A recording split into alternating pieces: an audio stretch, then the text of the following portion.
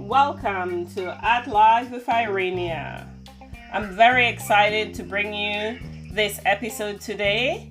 I'm your host, Irenia Russell. This podcast was designed for you in mind to inspire and infuse you with the energy you need to take action in your life journey.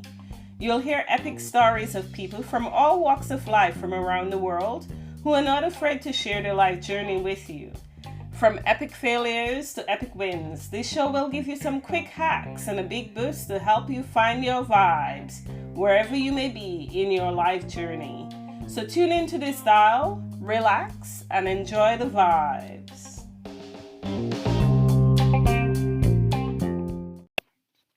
Welcome, superstars. Thank you so much for tuning in to this dial. You're listening to At Live with Irenia. I'm very excited to bring you this week's episode. I'm your host, Irenia Russell. Today, I'm in conversation with the fabulous Pamela Hyatt, Content Marketing Manager from Peterborough, Ontario. Welcome, Pamela. Hi, Irenia. Thanks so much for having me on your podcast. This is going to be fun. Yes. I'm also super excited to have you as well because I believe you have a lot of wisdom to share with our audience, given your experience in international business and marketing. Well, I will do my best. So tell us a little bit about your backstory. Sure. Well, I mean, as you said, I did grow up in Peterborough, Ontario, which was a great little growing city, just surrounded by nature. My parents, they've always been lifelong learners. They never went to post-secondary school, but they were always huge proponents of continuing education through online courses. So I grew up with that mindset that you could always learn and start something new, which is kind of cool where I ended up at FIT, which is all about the same thing, continued education and really rising to the top of your potential in whatever sector that you're in. But that's getting a little ahead of the game, I think, maybe. I have a sister who's a very talented graphic designer and a leader in the design community in Ottawa, and every once in a while we get to collaborate on projects, which is really cool. My partner and I just celebrated our 9-year anniversary. He's a web developer. Congratulations. Thanks. He's a born problem solver, and he really keeps me on my toes when it comes to being an ethical marketer, which is really important. Absolutely. And then, one more little personal detail is that we welcomed our first child, a daughter, in October 2018. And so, I'll be the first to admit that parenting is a challenge. But, as everyone says, it's just the best thing that ever happened to me. Well, congratulations. And I'm very excited for you venturing into the parent world.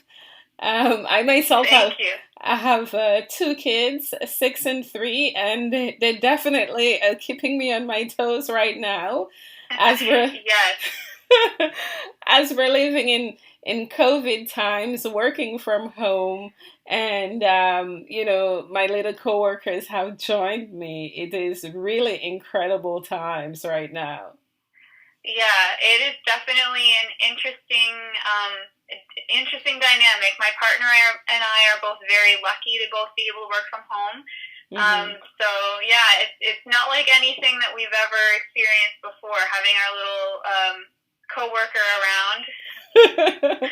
Absolutely. So let's get into giving us some information on how did you get onto your career journey? Yeah, so I moved from Peterborough to Ottawa to study advertising at Algonquin College, and through that program, I got my first work experience through the co-op program with the Ottawa Folk Festival, which was a lot of fun. The job market in Ottawa was a bit tough for new grads about 10 years ago when I graduated, so I really had to hustle, and I took contract work and did a lot of freelancing projects, which I still do, have a side hustle there. That's awesome. Yeah, I mean, it's such a great way to sharpen your skills and get a lot of varied experience. Yes. So I learned so much from those experiences and keep learning that way. But I got my first opportunity to work with FIT in 2015, and I just celebrated 5 years with FIT. All right. Well, can you give us a little bit of ideas? What are some of the side hustle projects that you've worked on? And to those who are not in the international trade arena, FIT is the Forum for International Trade Training. Yeah, sorry. Yeah, I'm so used to going by the acronym at this point. Yeah, we're the Forum for International Trade Training. We offer, we're really the standard setter when it comes to what the occupational profiles and skill sets needed to be effective in completing international business transactions. So we provide training and certification, and as well as a professional designation for people working in that space. So basically, for anybody who does transactions across borders, sells products into international locations, or imports from international locations, you're in international trade, and our training and resources are there for you. So yeah, there's a little background on FIT. And I can absolutely vouch for that, having worked in the international trade industry for over 14 years. And I have taken some of the FIT courses, and I must say that it really helped to boost my confidence in order for me to provide better service to my clients, at that time, New Brunswick exporters, who are exporting all over the world. Of course, I've pivoted into a new area in my day job, and but I must say I really enjoyed taking the FIT courses as well. What are some of the side hustles in terms of the types of projects that you've been involved with over the years? Oh, I've done, so my side hustle freelancing is in copywriting. Okay, so nice. It's really anything you might need words for. So I've done everything from helping to name companies and products and services to helping people with their website copy, to writing articles, setting people up with social posts, and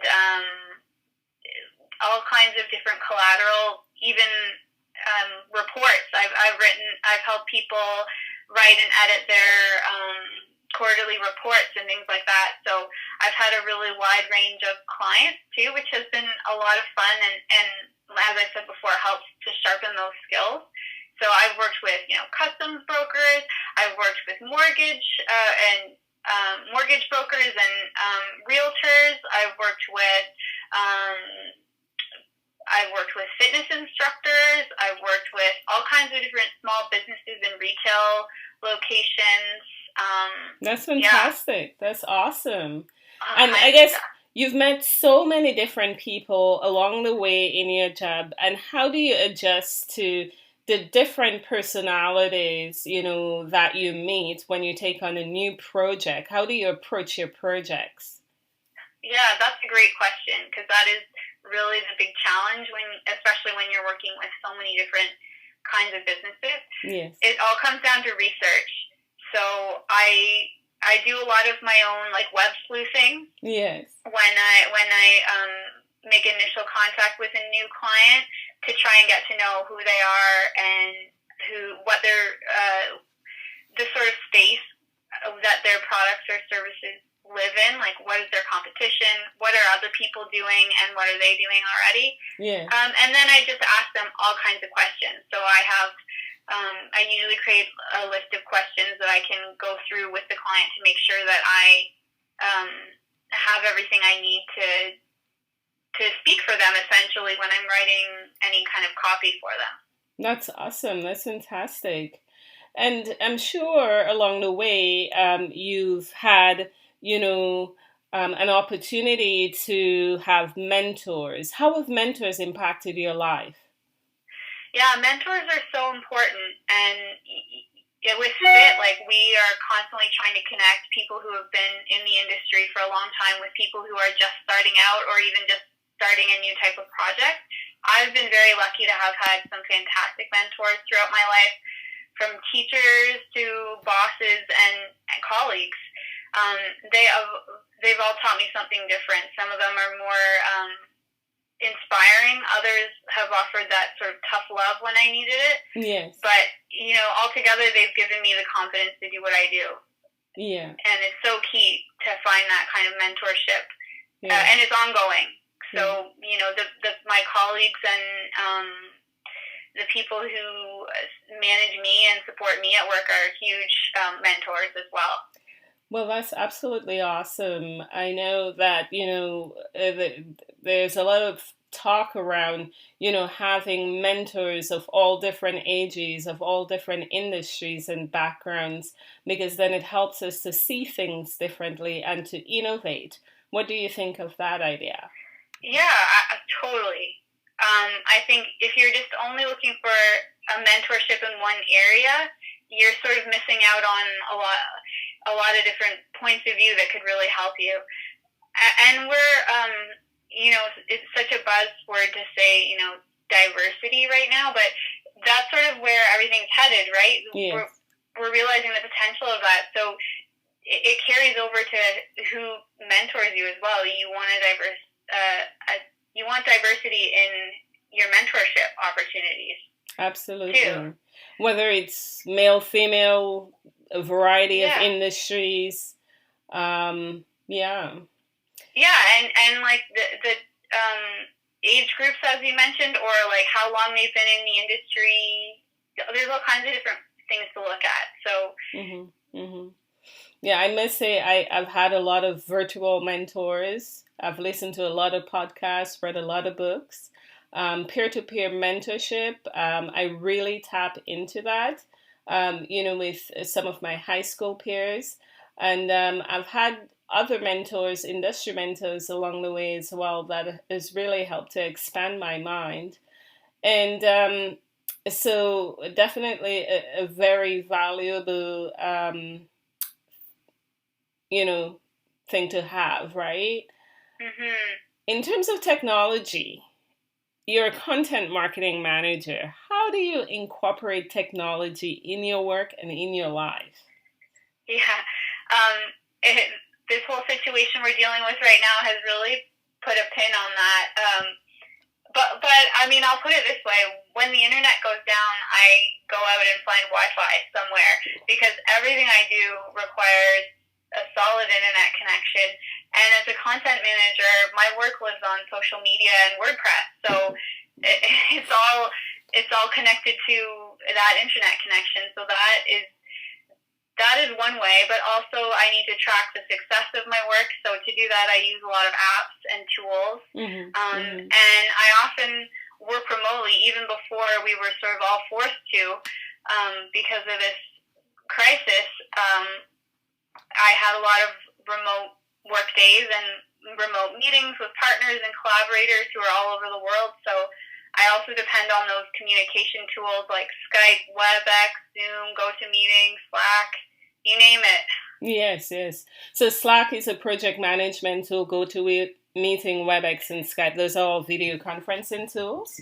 Yeah, exactly. And then I could name all kinds of different apps and tools that we use, that I use to track analytics of my different projects and things like that too. What are some examples? Just a couple of examples. BuzzSumo is one that you can use to track like who's coming to your site, what are some of your competition doing in that space, what are the trends. And SEMrush is another really great tool for tracking your analytics. There's all kinds of different ones. That's awesome. Those are two big ones that I use a lot. All right, that's cool. So, in thinking about your career journey, because you've given us a little bit of insight into it, can you remember a pivotal moment when you've had an epic fail and how you overcome this? Oh yeah, of course. There's been epic fails along the way. I once thought I'd landed my dream job only to find out it wasn't a good fit, and that was heartbreaking. But I've also I've been brought into projects that weren't set up for success, and despite all of our best efforts, crashed and burned. But the key to overcoming them is really, you got to take that time to grieve and feel all the feelings that come with a major letdown. But then eventually you sort of brush yourself off and take stock of what your strengths are, and take on new projects, move on to bigger and better things. So the toughest part for me with an epic fail is always the hit to my confidence. Yes. So it's really about remembering the skills that I have to offer and learning from it. It's such a cliche, but if you can learn from your epic fails, then you can sort of reframe it to being something that you can use as a stepping stone rather than a pitfall. Yeah, absolutely. I always feel like for failures, the quicker you get up and go and get into a new project, a new activity, whether that it's something extracurricular that gets you to change your physiology, the way the whole energy in your body moves. At least for me, that has helped in terms of taking on a new sport. When I've encountered epic failures, or just starting completely new projects that have nothing to do with what I was previously involved in. And that helped a lot to just keep moving forward and never looking back, right? Definitely. And also, like, when you're feeling that moment of, heartbreak over something going wrong and that hits your confidence, more and more people are speaking out about their epic fails and how they've been able to overcome it, but, also living in that moment of, well, this really sucks and I feel terrible. So if you really are, in those first few moments where you really are feeling it, it can also help to look for that, because everybody has their own epic fails. Yes. And you can feel very much alone in that, like, everybody else is doing well and I screwed this up, or this didn't work out for me. So I would also encourage people to look for those other, commiserate a little bit. Absolutely. look for those other points of view to help yourself move on. Yeah. Get a bit of inspiration. That's really helped me. Yeah, I agree. We all have those failures. We see folks chugging along and doing fantastic, but we have no idea how they get to the point of that fantastic error, right? Because there's always a hurdle, always a challenge. That's life, and we encounter it on a daily basis, and some are bigger challenges than others, whether that's a huge epic fail. But at the end of the day, we know with time, we move on, right? Yeah, one of the best analogies that I've heard about on this is when you look at people who are successful, you're really looking at an iceberg. Yes. So all you can see is what's above the water, that success. But if you consider the iceberg as a whole, so much of it is underwater. All of that, the struggle and hardship, you don't see that. Yes. Yeah. You just see the positives when somebody's riding the high and doing well. So it's good to keep that in mind too. Absolutely. I love that. Thank you for that analogy. It's great. I can't take credit for it. I saw it on the social media somewhere, but I sort of go back to that in my head. We all see everybody's success stories, and we don't see a lot of the struggles that go into them. Absolutely. So what advice would you have for, young women pursuing a career in marketing, international trade? Yeah, there's lots to talk about. One big thing is definitely, especially in international trade, to get a well-rounded education. So for what we do at FIT, the FIT Skills program that we offer was designed to cover all aspects of international trade transactions for a reason. So that when you're completing a transaction, you have a complete understanding of how everything works together, and that's so important. So education also includes what you learn from others too. So I always encourage people to go to as many industry events as you can to make connections. So it's that networking component. Right now, that's obviously tough to do in person, but any way you can do it virtually, I definitely encourage people to do. And then that mentorship thing that we were talking about, look for those mentorship opportunities and get that experience wherever you can. So many successful people that I talked to started off in low-level positions. You know, we all started somewhere. Yes. But then they quickly worked themselves up into management roles. So connect with those people, learn from them. Mm-hmm. That's the first thing I really would say. And then the second thing is, no matter whether you're in marketing or international trade, know how to market yourself. Mm-hmm. That was really tough for me early on in my career. I had a really tough time in interviews early on because I wasn't marketing myself well enough. I didn't have that confidence. Yeah. So really know what your unique selling proposition is, and do your research for every role and highlight how you can get results. And sometimes you really do need to, fake it till you make it in those job interviews. Mm-hmm.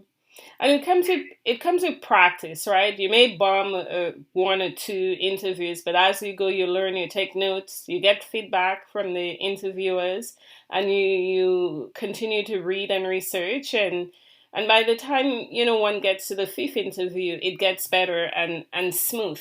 Some people are lucky enough to get a job on their first interview. Others, you require at least 10 to 30 interviews before landing that first opportunity or second opportunity, right?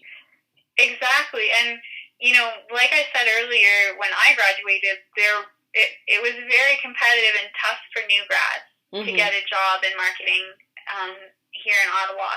And so I definitely did have to do some interviews, and I put so much pressure on myself because I was like, well, this is my one shot. This is my one chance. But that is so counterproductive because then I was so nervous. Yes. And I probably wasn't expressing myself that well. So I think it all ties together to one thing that helped me the most get my career started was to network. That's how I started getting these little freelance projects, which gave me confidence, gave me experience, and it just builds on top of that. I absolutely agree. A lot of the work that I've done, that I've gotten as well, is through networking, being involved in a lot of community projects and activities, for sure. So you wanted to add to that? Well, I was just gonna say, if you want to get into like digital content marketing more specifically, yes. Content marketing itself is more about telling stories and building relationships. So it's all about providing the real value to your audience rather than pushing out a marketing message. Mm-hmm. So I always look for, what problem are we solving, who are we solving it for, and how are we solving it for them? And then people that are in that digital content marketing space should also be mindful of the fact that their personal online presence is a huge selling point for them as well. So recruiters are definitely going to look at that in the digital marketing space. So make sure you're following your own best practices on social media. Do you have a blog? Like where are you online? Google yourself. And your online presence should definitely speak to your skills as a content marketer. All right, I'm going to Google myself after this episode. Yeah. Oh my goodness. Right now we're living in COVID times, this epidemic or pandemic that has landed upon us there. And it's day 10 since, I've been working from home. And a lot of questions that has come up is, should we market as small businesses, should we market ourselves during this time, and how much selling should be done? What is your opinion on that? Because it's such a delicate time, It really is. It's a challenge that I think we're all dealing with. Everybody who is, hustling to promote a business, everyone who's working in the marketing sphere is really putting a lot of thought and attention into this, because there's always the dual challenge of I need to keep my business afloat, so I need to promote myself, make sure revenue is coming in that way, but also I need to be a good neighbor. I don't want to look like I'm taking advantage of anyone, or focusing on the wrong priorities, because we're all prioritizing our health and safety, making sure that we're all doing what we can to keep everyone safe. Yes. So there's always the challenge of how do I position my business but not seem like I'm not helping, like I'm prioritizing my profits over everyone's well-being. So yeah, it's a tight rope to walk. Mm-hmm. It, and again, comes back to really, really knowing who is your audience, what do they need right now, and where is your position in that? How can you step in and provide them something that they need, that's of value to them, while they're dealing with everything else? And then really focus on that messaging, like, here's what we're doing and why you should care right now. Wow, I love how you put that so succinctly, and the visuals that comes to my mind, like the food industry right now. That's an area, like the restaurants have laid off people, but the other manufacturing industries, like the bakeries and such, would require people with skill sets to work in there. In the health sector as well, there's a need to produce new products as a result of the shortage of medical supplies. So there's opportunities there. On the services side of things, with a lot of services closing, whether it's what are some of the things, hair salons, dental places, anything where you have contact with others, massage therapists, homeopaths, naturopaths. You got to really think about, as you said, what value can I provide now while I'm waiting for this pandemic to be over? So whether it be offering some sort of virtual initiative for your clients to maintain that clientele, to keep them warm, you may not be able to offer the service that you normally would in person, but what sort of added value one can provide, right? Yeah, exactly. Added value. It's tricky. There's always opportunities out there when you look hard enough.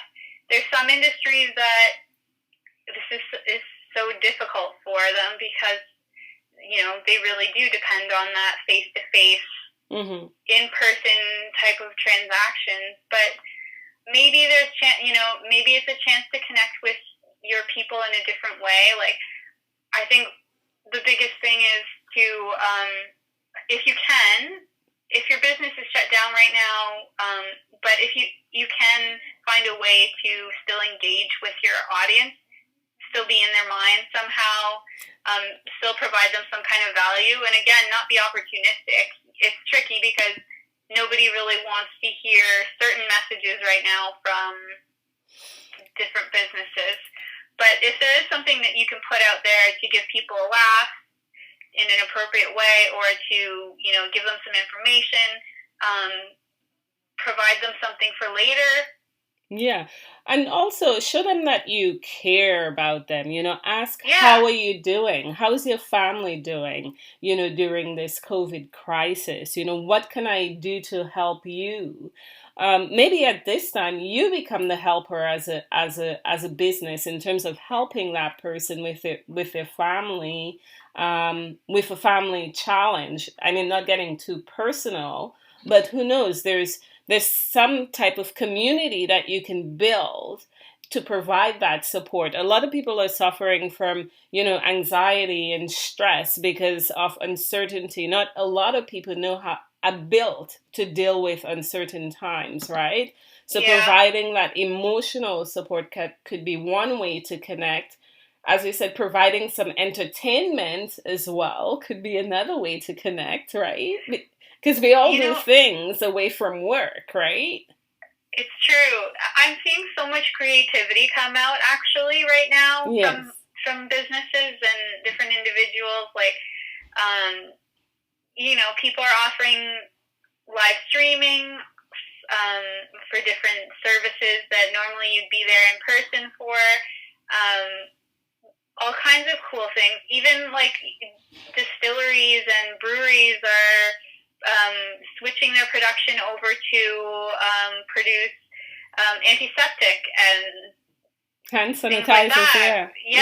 Making hand sanitizers. So, filling a need there based on what they have available to them. So things like that are really cool to see. And as I said, it can be really challenging. Some businesses just aren't set up to pivot that quickly in that way. But it's tough times. But if you can find a way to stay connected to your audience in a meaningful way, that will make all the difference, I think. Absolutely. And also it's another way to brush off, some of the marketing plans that are out there, the export plans that are out there, and really give it a second look to look at, okay, what sort of risk can I mitigate during this crisis? So what sort of things that are in my control and that are out of my control, and what can I do now, right? To prepare for whether it be 6 months from now when things subside. It's a really great time to touch base with your stakeholders as well. So depending on what your business is like, it's a great time to touch base with your vendors or your suppliers or your partners and just see how they're doing. Is there anything that you can do collaboratively to sort of weather the storm? Is there any new ways you can support them? But just checking in, I think, makes a big difference to those relationships too. I agree. Collaboration will definitely get us through this for sure. So, what is your superpower, Pamela? What a great question. I'd love to say it was something really cool, like, I don't know, like invisibility, even juggling. But my skill set is a little bit more practical to what I do. I would say it's really finding the most interesting, valuable aspects to any story and sort of repackage something.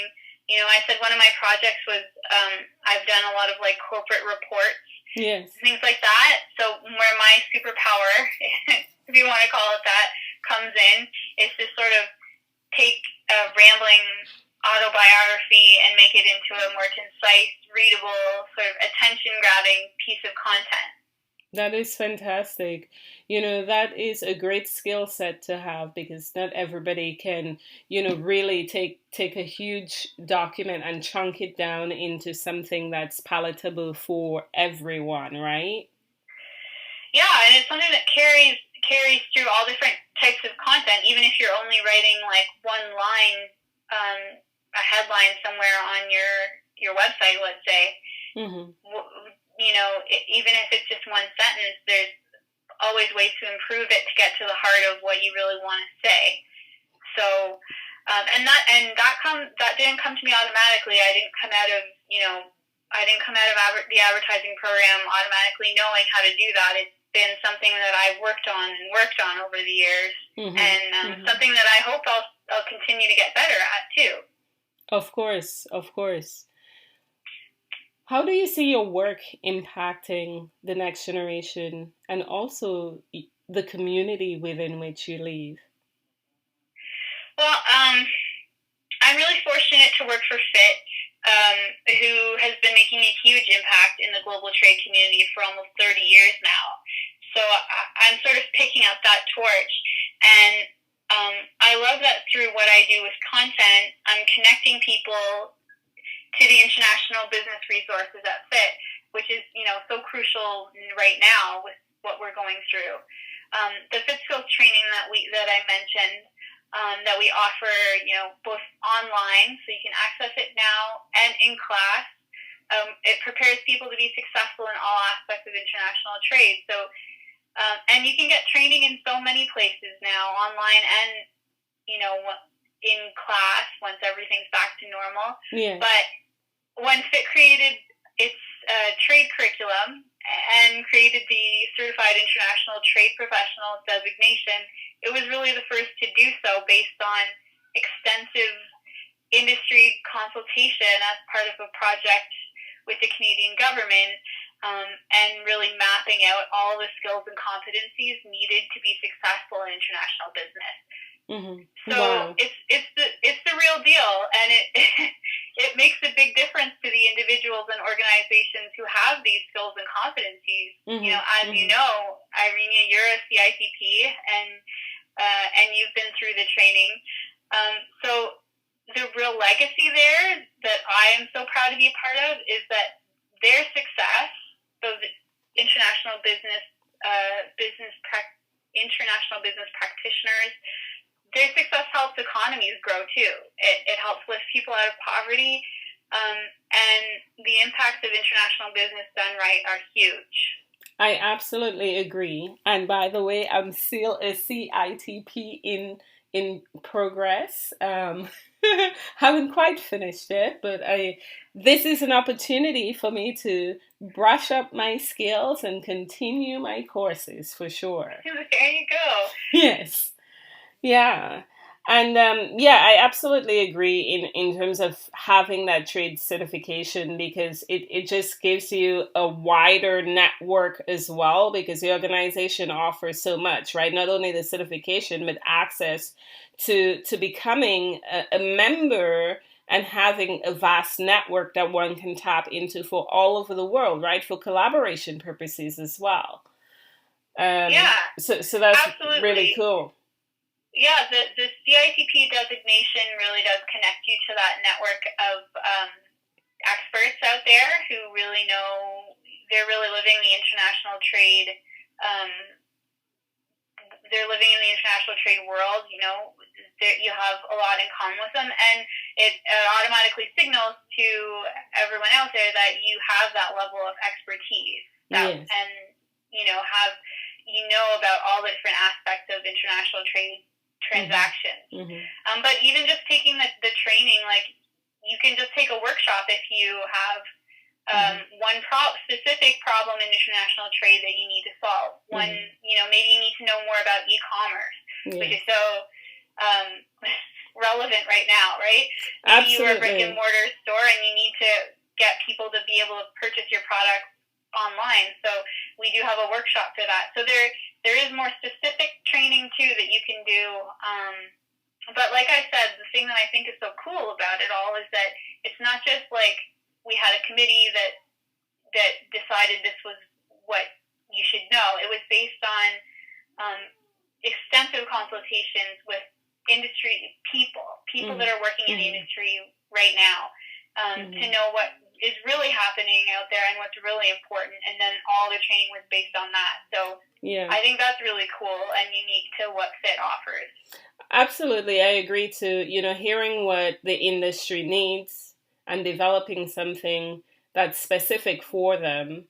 It's just, a sweet cake with some icing on it, right? Mm-hmm. Moving into rapid fire questions, just a segue out of this, what are some of your morning rituals? And I know that has changed since the last time we spoke in terms of prepping for this interview. Yeah, my morning ritual is definitely different. I honestly don't even really have a morning ritual right now. It's roll out of bed, be a mom. When my partner's done his workday, I start mine and switch gears. Before I was a mom, in normal times, I used to love to just wake up and leisurely check in on all the social channels and get up to speed on the news so that I was ready to go as soon as I got to work. But now with a toddler running around to wrangle and get ready for daycare most days, I do my check-in once I get to the office, but I always start my day, my work day anyway, with that check-in to see what's going on social media, what's going on in the news as it pertains to international business and my community, and I kind of start there. That's awesome. I'm glad that you do that. That's really cool. Yeah, for me right now, it's similar to yours, getting breakfast ready, getting the kids on their iPads. Yeah. And then probably around 10 a.m., we take a break and do some online dancing. So today we did some hip hop and Zumba, and that was fun. And then at noon, we took them out in the backyard to go on the swing, even if there's snow out there. But we did that just so that they can get some fresh air in the backyard. Um, so anyway, it's definitely different during these COVID times for sure. What's a favorite book of yours? It's really hard for me to pick one, Irenia, because I am a big bookworm. Is that so? My favorite authors are John Irving, Hilary Mantel, and Margaret Atwood. So I've got I would put all of them at the top of my list, their whole catalog. Yes. And then, sort of if you want to look more at like industry books, like marketing books, yes. I really like On Marketing by Scott Stratton. And right now I'm reading something else totally different. I'm reading Sapiens by Yuval Noah, I'm going to butcher the name, Yuval Noah Harari. And I don't know if you're familiar with that book, but it's pretty cool and also kind of relevant to what we're going through right now in that it sort of tracks the history of and survival and everything that goes with it of human beings from, our very start on this planet to yes. where we're at now. Well, I must say you got to listen to the episode with Sush because her favorite book is Sapiens. And as a result of reading that book, she is vegetarian or vegan. Yeah, it definitely talks. I can see why. I've had similar thoughts, so I will definitely check out that episode. But yeah, I can definitely see why. Oh my goodness. That is awesome. So I'm going to have to pick up that book because I did tell her that I was going to look into it. What is your favorite song that's on replay right now? Well, like you, we're having a lot of dance parties over here. Mm-hmm. And, so a lot of Baby Shark and things like that are going on the on the speakers right now. One that I love is Higher Love by Whitney Houston and Kygo. That one has been on replay for quite a while now. I love that song too. That's awesome. Yeah. That's great. And of course, as a woman, and I change my hair a lot, it would be remiss of me not to ask you, what's your favorite hairstyle? I love this question too, because I've definitely gone through a lot of different hairstyles over the years, and I love all different types of hair, and It's such a cool vehicle for creative expression. Mm-hmm. Right now, my hair is quite short. It's about chin length, because life is busy and it's easier. Yes. My favorite hairstyle right now is the one that my daughter is rocking, which is a pretty sweet pair of pigtails. That's awesome. That's great. Oh my goodness. I'm really enjoying our interview, Pamela. This is so cool. Me too. You have the best questions. Oh, and one more. Your favorite car? I have been dreaming about getting a Tesla ever since I first heard of them. And actually, I can't take full credit because it's my partner who is the big Tesla fan. Yes. But, I mean, a high-performance electric car, so something that goes so fast and also is great for the environment. Mm-hmm. I'll take one, please. All right. Fantastic. Love it. And this comes to the end of our episode. And I mean, you shared so much with us, right? From, your days when you first started off in your career to your side hustle, talking about the importance of, branding and having a very unique selling proposition when one is looking for work. And also some of the work that you're doing with the Forum for International Trade training and the importance of, getting training in that arena to help others, to help the economy, to help businesses, to help families. I really enjoyed our discussion. Thank you so much. The pleasure is all mine, Irene. I'm, again, honored that you invited me to be part of it, and I had a ton of fun answering your questions and chatting with you. And I think that this is a great idea for a podcast. Thank you. Keep doing what you're doing. All right, I'm gonna do that. And to you, my listeners, thank you so much for tuning in. If you love this episode, please share it with a friend. Write us a review on Apple Podcasts. And until next time, I hope you find your vibes. I'm your host, Irene Roussel.